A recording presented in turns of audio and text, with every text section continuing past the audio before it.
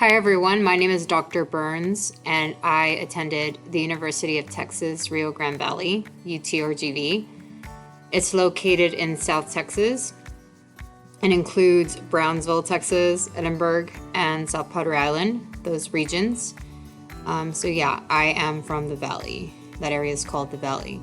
And so UTRGV is very special to me because it grew from the University of Texas at Brownsville to the University of Texas Rio Grande Valley.